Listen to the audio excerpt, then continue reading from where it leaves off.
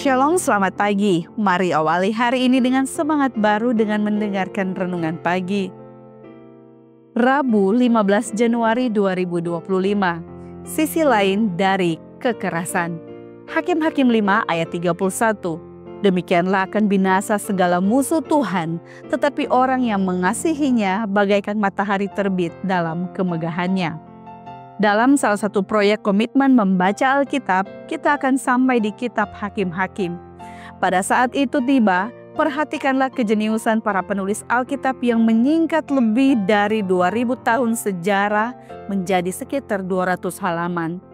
Kita sampai pada Hakim-Hakim 4 dan menemukan gambaran yang jelas tentang peristiwa penyerangan yang dipimpin oleh Deborah, nabi-nabi dan hakim Israel. Sekali pasukan musuh berhasil dikalahkan, cerita berakhir seperti berita pukul 6. Sisera, jenderal yang melarikan diri, menerima keramat tamahan Yael yang memberinya susu untuk diminum. Kemudian saat dia tidur, Yael memukulkan patok ke kepalanya. Maka matilah orang itu. Hakim-Hakim 4 ayat 21. Lalu kita beralih ke Hakim-Hakim 5. Apa yang terjadi dengan tempo cerita buku tersebut? Deborah telah membuat lagu tentang pertempuran tersebut dan itu dimasukkan ke dalam catatan Alkitab. Kisah yang sama terulang kembali. Mengapa? Hakim-Hakim 5 terbaca seperti nada untuk film dokumenter. Bayangkan seorang sutradara menciptakan adegan pembuka. Orang-orang bepergian dengan ketakutan karena musuh menyergap di jalan. Dalam zaman Yael, kafilah tidak ada lagi dan orang-orang yang dalam perjalanan terpaksa menempuh jalan yang berbelit-belit. Hakim-Hakim 5 ayat 6. Bagi Israel, rekapitulasi datang dalam sebuah lagu yang puncaknya musuh dikalahkan. Namun pada akhirnya kita mendeteksi suatu fitur baru. Deborah menciptakan adegan yang belum pernah dia saksikan, namun bisa dibayangkan dengan hati seorang ibu. Di rumah Sisera, jenderal musuh, ibunya pasti sudah menunggu untuk kedatangan putranya. Deborah bernyanyi. Dari jendela ibu Sisera menjenguk dan berseru dari tingkap, "Mengapa keretanya tak kunjung datang? Mengapa kereta-keretanya belum kedengaran?" Ayat yang ke-28. Para putri menjawab, "Bukankah mereka mendapat jarahan dan membagi-baginya gadis seorang dua untuk setiap orang jarahan kain berwarna sehelai dua untuk Sisera?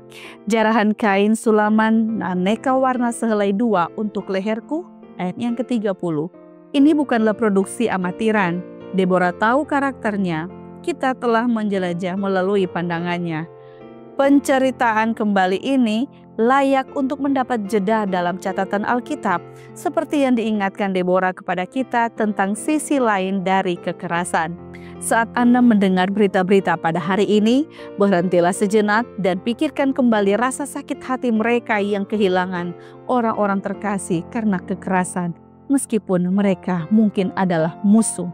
Edna Mayel Loveless. Kiranya renungan di pagi hari ini dapat menjadi kekuatan bagi kita semua dan menjadi perenungan kita sepanjang hari ini. Amin. Mari kita berdoa.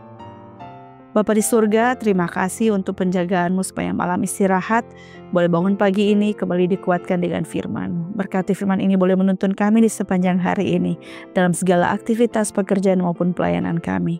Ini doa kami Bapa, di dalam nama Tuhan Yesus kami sudah berdoa dan mengucap syukur selalu. Haleluya. Amin. Demikianlah renungan pagi hari ini, dan silakan share video ini dan subscribe YouTube channel Cornelius Media dan follow kami di Instagram dan Facebook @Cornelius Media.